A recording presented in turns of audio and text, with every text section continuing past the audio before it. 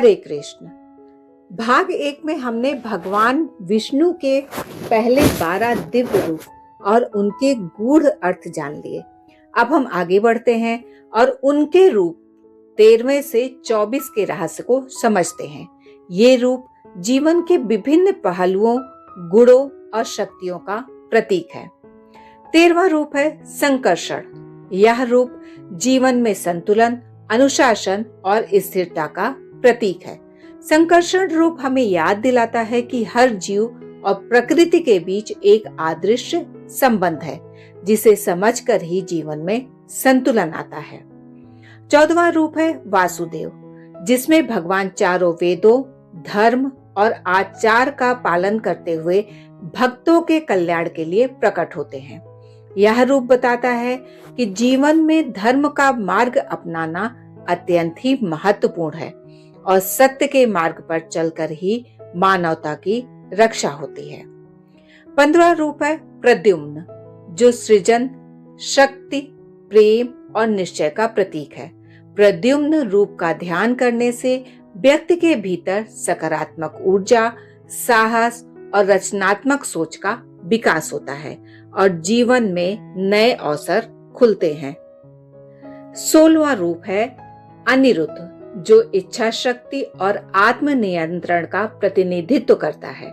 यह रूप दिखाता है कि ईश्वर की इच्छा और साधक की दृढ़ता से ही जीवन में सफलता, स्थिरता और प्रगति संभव है। 17वां रूप है पुरुषोत्तम, मानवता में श्रेष्ठता, आदर्श चरित्र और धर्म पालन का प्रतीक। भक्त जब इस रूप का स्मरण करता है तो उसे न्याय, निष्ठा और सही निर्णय लेने की प्रेरणा मिलती है। 18वां रूप है अधोधज, जो इंद्रियों से परे दिव्य चेतना और ब्रह्मांडीय ज्ञान का प्रतीक है। यह रूप हमें सिखाता है कि सच्ची आध्यात्मिक प्रगति तब होती है जब हम अपने भीतर की आत्मा और ब्रह्मांडीय चेतना को पहचानते हैं। 19वां रूप है नरसिंह, जो शक्ति, साहस और भक्त रक्षा का प्रतीक है। भगवान ने इस रूप में प्रकट होकर अन्याय और पाप का संहार किया। भक्त जब नारसिंह रूप का ध्यान करता है तो उसे भय मुक्ति और साहस का अनुभव होता है। 20वां रूप है अच्युत, अर्थात जो कभी पतित नहीं होते। यह रूप स्थिरता, अविचलता और अनंत शक्ति का प्रतीक है।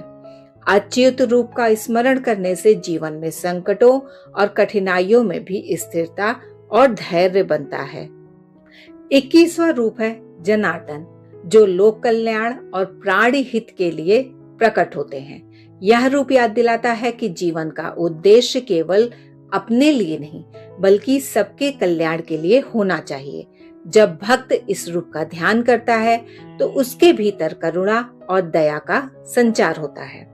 22वां रूप है उपेंद्र, जिसमें भगवान देवताओं के बीच मार्गदर्शन और नेतृत्व करते हैं। उपेंद्र रूप ज्ञान, न्याय और निर्णय का प्रतीक है। यह हमें सिखाता है कि सही निर्णय और मार्गदर्शन से ही जीवन में स्थिरता और सफलता आती है। 23वां रूप है श्रीहरि, जो पाप, दुख और मोह को हर लेते हैं। हरि रूप जीवन में शांति, सुरक्षा और उद्धार का संदेश देता है। यह रूप हमें याद दिलाता है कि भक्ति, प्रेम और ईश्वर में विश्वास से ही जीवन में संतुलन और दिव्यता आती है। 24वां और अंतिम रूप है श्री कृष्ण, जो प्रेम, लीला और पूर्णावतार का प्रतीक है। श्री कृष्ण रूप हमें सिखाता है कि जीवन में प्रेम, भक्ति, आनंद और दिव्यता को अपनाकर ही वास्तविक सुख और ज्ञान प्राप्त होता है।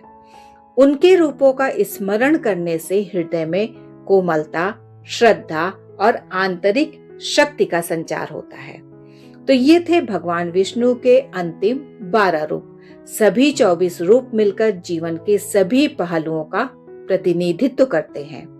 शक्ति, भक्ति, प्रेम, ज्ञान, न्याय और स्थिरता। इन रूपों का स्मरण और ध्यान करने से व्यक्ति के भीतर की दुर्बलताएं तो दूर होती हैं और जीवन में स्थिरता, दिव्यता और आध्यात्मिक शक्ति भी आती है।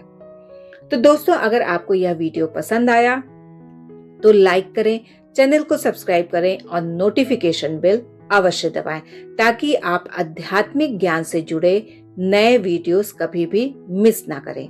भाग 1 और भाग 2 के इस सीरीज में भगवान विष्णु के सभी रूपों का रहस्य जानने के बाद अगली बार हम उनके विशेष शक्तियों और ध्यान करने के फायदे पर विस्तार से चर्चा करेंगे।